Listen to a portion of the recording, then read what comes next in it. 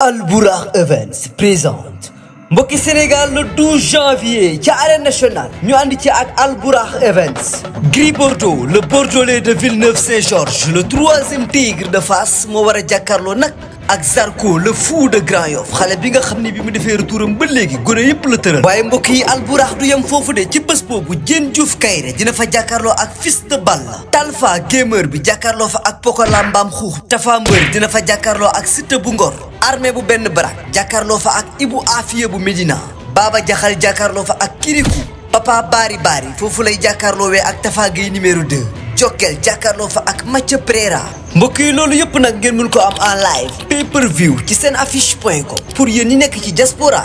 bi 13,99 € dong ngeen ko mën a jëndee. waa Sénégal 5000 francs CFA. kon gars yi rendez-vous baa ngi noonu le 12 janvier 2025 à l'arène nationale ñu ànd ci ak Albourakh Events.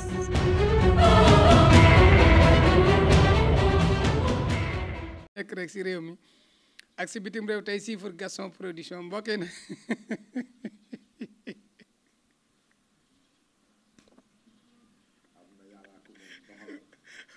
foo jëlee lii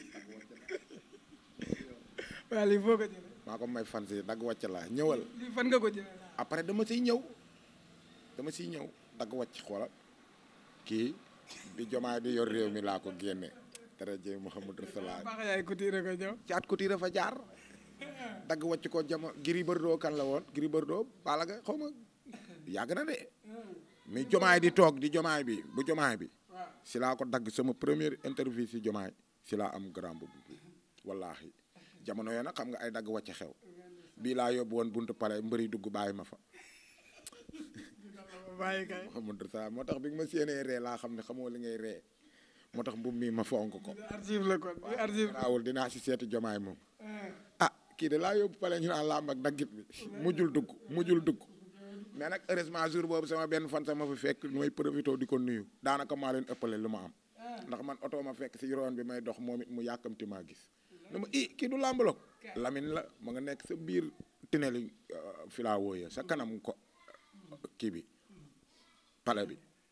muy ku baax teral ma ba ma baax lakkal ma jën defal ma lépp mais la ma fa toog lépp sama xel nga sa mbëree sa biir pale ba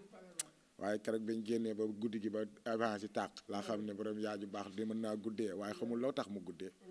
ndekete woo bu ma duggoon nii laay mel far yàlla ñu siis ma mën a lii du sama cër te pourtant ñëpp ne woon wax làmb Macky la jour boobu nag am naa lu ma metti si waa kër Macky xeex ba dee ñëw ba bunt bi man ma doon xeex dugg ma waaye moo taxit bañ leen bippee ak pes waaw pes na leen wop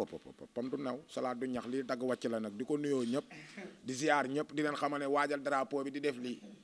non doole yemut mais nag mu di anta ba léegi laa la wax de diaspora bi ñaar ñoo si mën wallaahi sa drapeau bi samedi la ba tey ñaari nit ñoo ñëw ñaar non déglu ma rek ñu bennoo ko sa drapeau bi samedi la ñaari nit a ñëw wallaahi penku laa jublu de barke Mouhamadou Rasulullah man du ma fenn ñaari moodu ñoo ma fëgg ku ñaari moodu ñoo ma fëgg gum ku te yow xam nga wax naa la mais garaawul non defe wuñ ko pour noonu sax mais yàlla jeexul borom yaaju baax bu bis bi jege see ba final ana weef bi ana téléphone bi génneel téléphone bi ban nga andi te non yow moom xam nga lépp yow muñal naa la yow xam nga lépp waaw yow yàgg nga maa defal barke Mouhamadou Rasulullah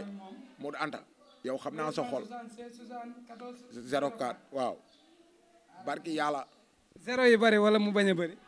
04 non zéro yi non yow sasuma la zéro yu bari Modou Anta mais dara jëy Mouhamadou Rasulullah liggéey naa fi réew mi ñoo xamante ni sama benn fan sa koy gérer lépp wallaahi pop Modou Anta li bari na yow waaye yow ay 30 000 40 non Modou Anta yow dama rusloo waay non Modou Anta bul taanu mi ngi noonu Alaaji Kebe la mbokk yi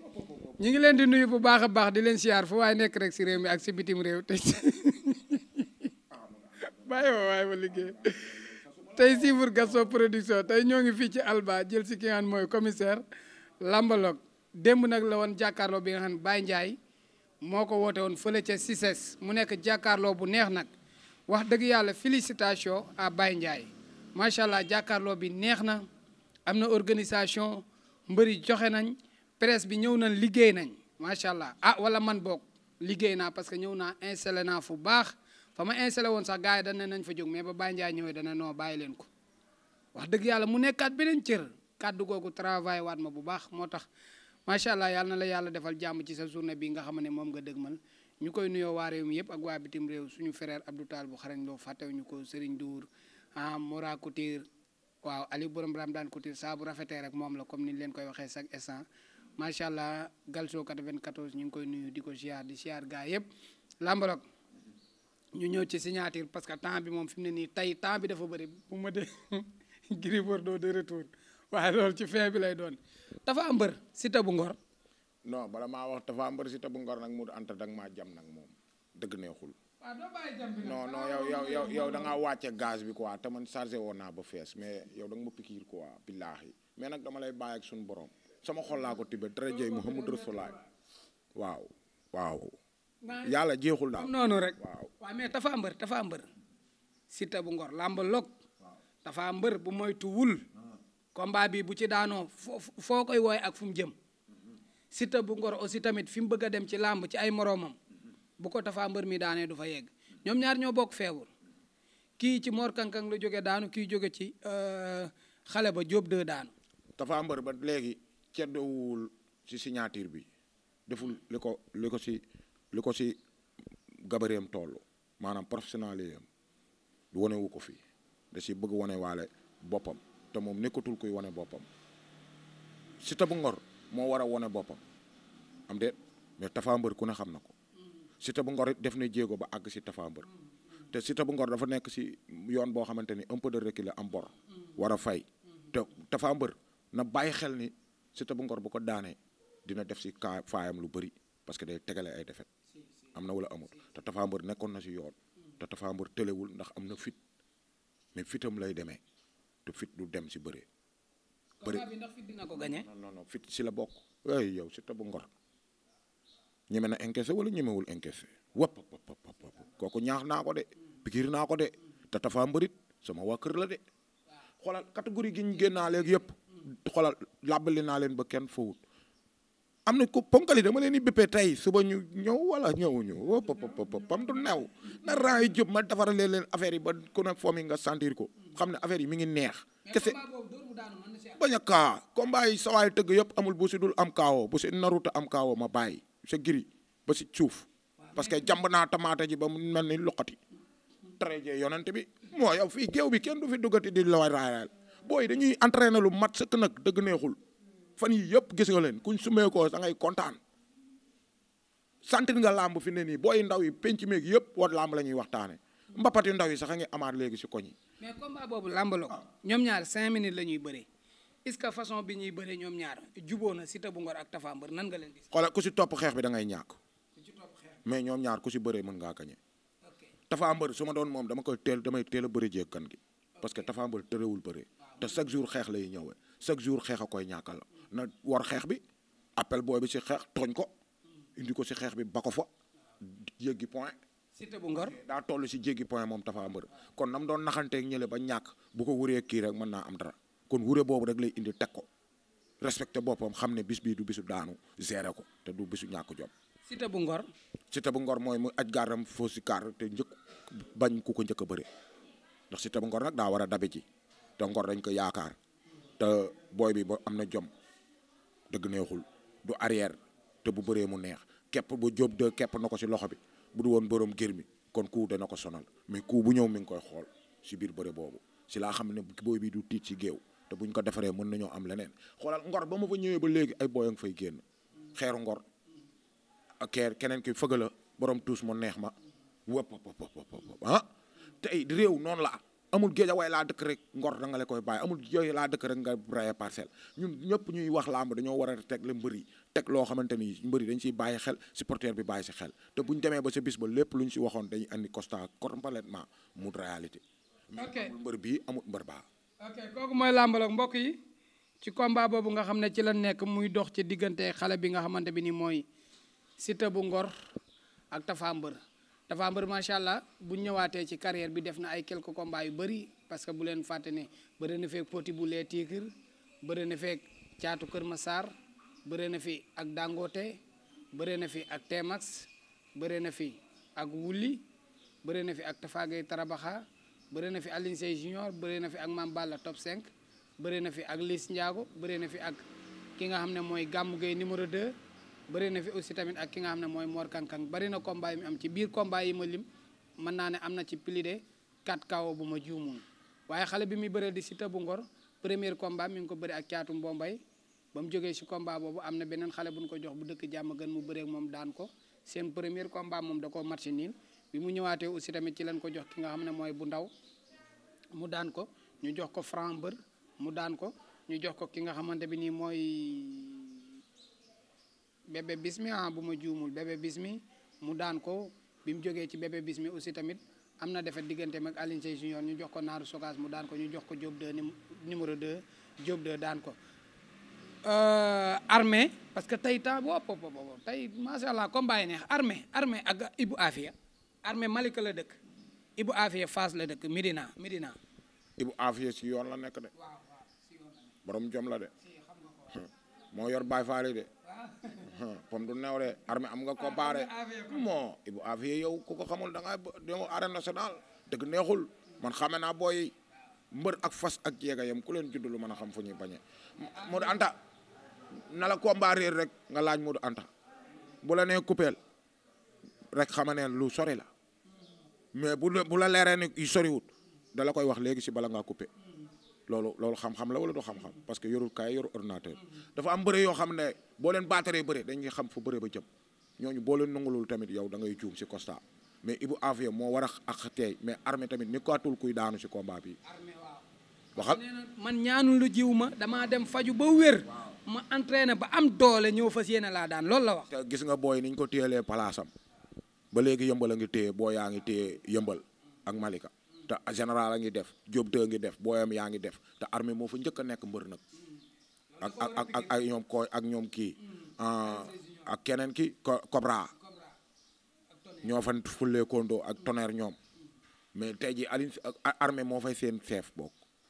mooy seen ancien parce que tonnerre a nekkoon ñoom ay ancien léegi ay général fi ne nii mi ngi bëgg a nangu genre boobu si poids lourd yëpp tundu Malika ak Thiaro yi mënuñu ñoo am mbër mu toll ne général. armée daa war a motiver wu ci combat bi. très bien bokk si course bi nekk défense général wala mu nekk magam waxal bala ngaa dem si armée si général ngay laal parce que loolu il faut ñoom ñu booloo ko ci seen biir suñ ko deful yëmbal du toog buñ ko defut booy dinañ nangu yëmbal ci seen loxo. te garaaw ku si topp da ngay sonn. ok mais combat boobu làmbaloog armée Ibou Afia xeex ba du yàgg bëre ba mooy gën a yàgg waaw ay marché moosante la marché moosante képp ku fa jaay muus yeewoo. loolu rek doy na marché muusante ku fa jaay muus yeewoo armée bu benn baraag mbokk yi mi ngi jóge ci combat bi nga xamante bi nii digganteem ak armée ku mujj a bëreel mbay guy gi. wala avant mbay guy gi bëri waat na fi. ñu bëri amuñu ko si mbay guy gi. armée jot naa kaaw mbay guy gi mbay guy gi da kaa jaay doole daan ko mbay guy gi nag foofu laa xamee ne mbay guy gi xeex bi des sax. armée daa mel ni mujjut a bëree mbay guy gi de wala. mbay guy gi armée moo trouvé mbay guy gi waaye amu si victoire mais kee bi mu ñëwee Moussa Ndoye bi mu ñëwee loolu la confirmé rek gagné. ok armée mi ngi noonu bëri naa ak mbay guy gi comme niñ ko mën a waxee des fois combat yi dañ koy fàtte bëri naa caat bu booy bambara bëri naa ak raa bëri naa ak Tafa booy bambara bëri naa ak ay Fracier bëri naa ak Tafa Gueye Tarabaxa bëri na ay combat yoo xamante bi nii bëri na ko macha allah di armée di champion ñu mën a lim premier combat ba dernier combat parce que yéex naa daanu ci làmb dynamique de victoire bi muy bëreeg ay ñoom sos 3 bi muy bëreeg ay ñoom raa bi muy bëreeg Fracier bi muy bëreeg ki nga xamante bi nii mooy wulli loolu du tey waaye xale bi muy jàkkaar lool moo bëreeg ki nga xamante bi nii mooy kii dëkk Parcelles doomu père Ndiouga bi fils de Ndiouga moom Ibou Afia bëreeg ki nga xamante bi mooy Xaysara bëre ak ki nga xamante bi ni mooy Bekaay bëre ak ki nga xamante mooy Aliou Fatfat bëre ak Jeex Jàmm bëre ak Baba Jaxal bëre ak Aline Sey Junior moom tamit bari na combat yu mu bëre yoo xam ne mën nañ koo lim mais ci beneen combat bi ñu ñëw Pokola Talfa borom jaal bi jaw da taj ki taj gun këraj ku kaj gun waxoon naa leen bu ngeen ko bisee xam ne ci la ba yaa jey laa 12 millions 13 millions laa ko ne loolu day taxaw maire mënoo si dara day taxaw gaa nga nii ne woon naa la signature Ronald Ndiago ak Pokola méttiwul Luis ak Pokola méttiwul bu Talfa bay métti ba mu ñëwee métti na wala méttiwul ay njaxas xotteeku si na wala xotteeku si géew bàyyi neex nag waaye ku njëkk a war gañe lamb jaa ngi foofu de. ku njëkk a war gañe waaw ku war te jëloo ku. waaw ku njëkk a war gañe non ku ko si jël te jëloo ko te joxoo sa morom ku doog a jàppit ñàkk taj jël waaw waaw teg jël taxaw xaar bu tegul nga teg mais mën ngaa ne teg jël teg ñu teggi la hop parce que xam na ne jël na kuu gi ba pare te mi ngi si ndigg li day ñëw rek ànd ak yow moo tax da ngay teg téye xaar waaw mën nga ne taj téye fu baax nga continuer xam ne fii du wàccaat loolu bërekat a koy xam nag waaw koy bàyyi xoolal caatu daaw dafaal nee na taj tànk ba mu baax mais xamul fu poids bi toll fekk sa waay nga fële mais ba sa waay di def rédaction moom it mën na génn tànkam waaw moo tax bu tàkkee kenn ku ne da ngay jàpp ndawal mais bërekat dina xam ne ni kële foom jàpp baax na. Talfa war naa xeex. Talfa mënul bañ a xeex Talfa la xeex bi gën a arrangé parce que njool la. Pokola war naa xeex. Pokola xeex moo ko warul fattu gauche li droite waaw di remise mais Talfa bu ko dóoree te xaar bu yootoo bu ko Talfa remise tëgg te am xeex bu baax mën na ko kaawoo parce que njool la.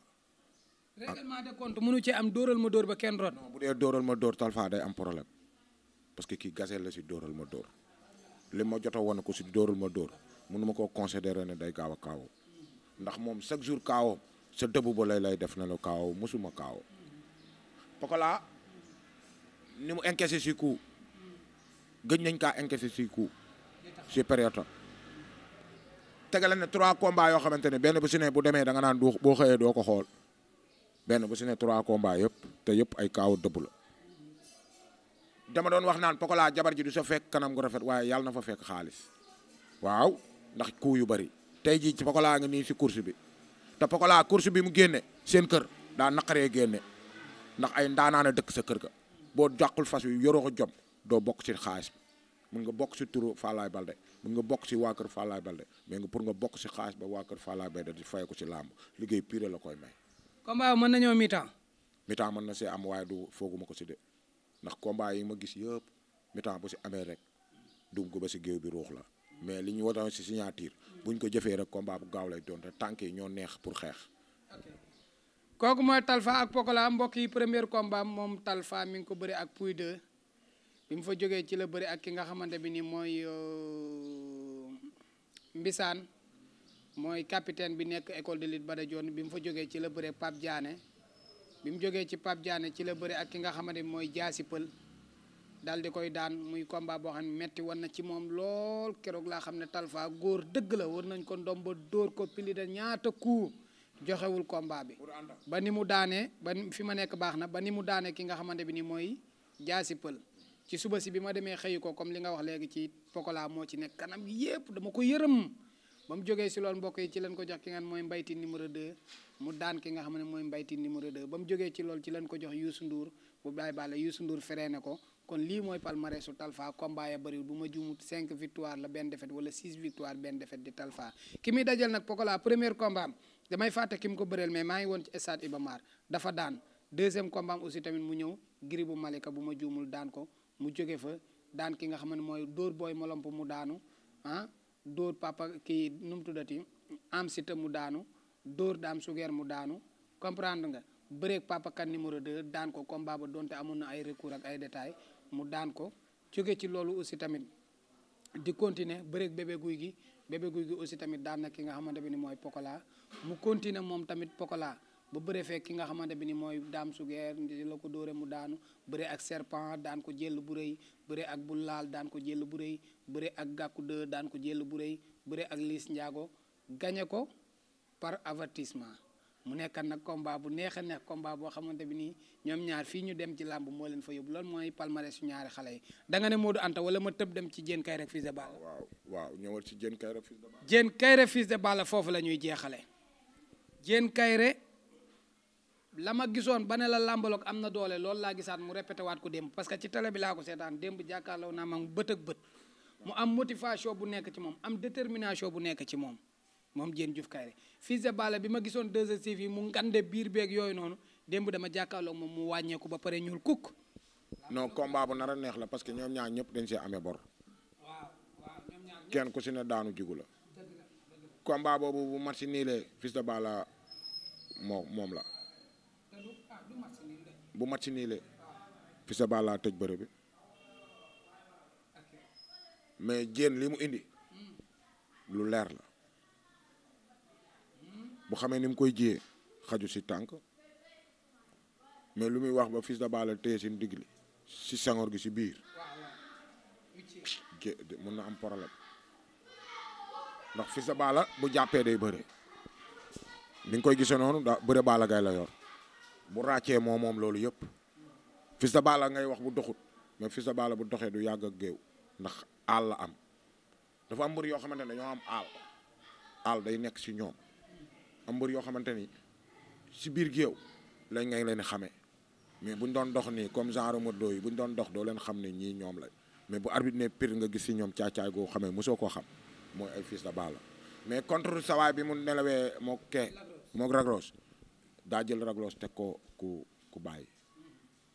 combat bi communiqué bi comme ni Tapha Mbeur di communiqué kee noonu la doon communiqué def ko mbër moo am lu mu tuuti rek def ko mbër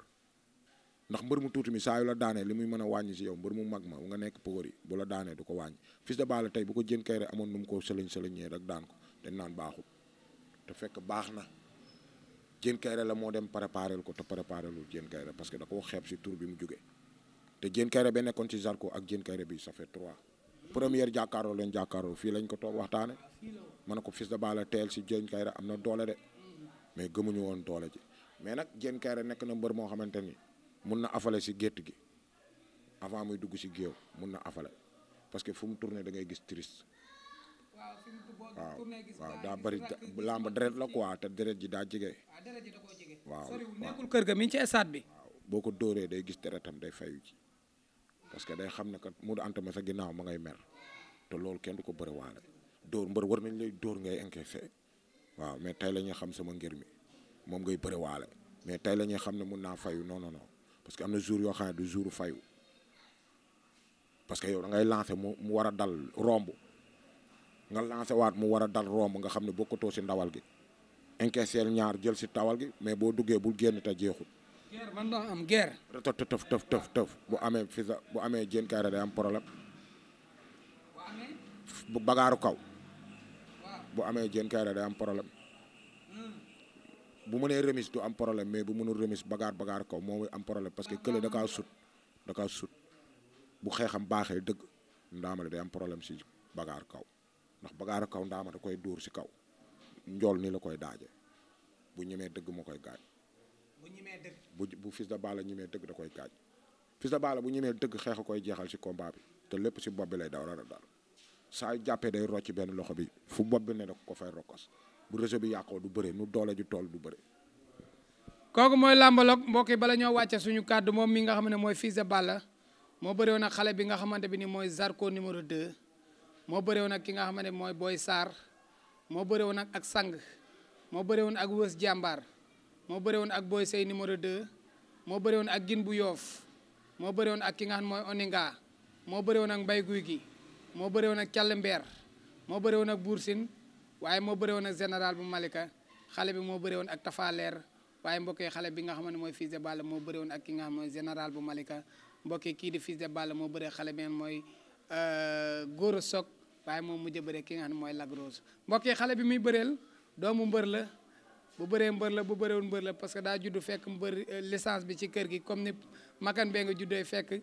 licence bi ci kër gi ñoom loolu moo leen boole muy Diène Diouf Kaïré moo bëre woon ak ki nga xam ne mooy xale ba papalaay moo bëre woon ak ki nga xamante bi ni mooy caat bu Texas moo bëre woon ak ki nga xam ne mooy jéggi siraat moo bëre woon ak ki nga xamante bi ni mooy wulli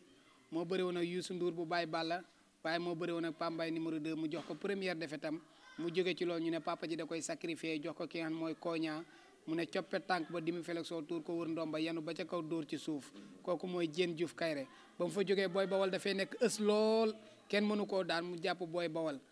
dóor ko dóor yi metti dal di daan ki nga xam ne mooy Boy Bawal waaye malheureusement pour moom mu ñëw ci ki nga xam mooy Boy Sey daan ko mu defaat retour ñu jox ko Marley 2 booba moo ay ci luur dëgër lool mu yenu ba ca kaw dóor ci suuf waaye ba mu jógee ci loolu toog na ay yées ba réewut ñu jox ko Modou Anta Gueye bu Thiès 4 avril 2021 mu duma Modou Anta daal di koy daan waaye ba mu jógee ci loolu ba tey yaakaar naa ne combat am neexut làmbam neexut parce que bëreewut toog ay yées bëreewut ba ni mu bëree Zarko 17 décembre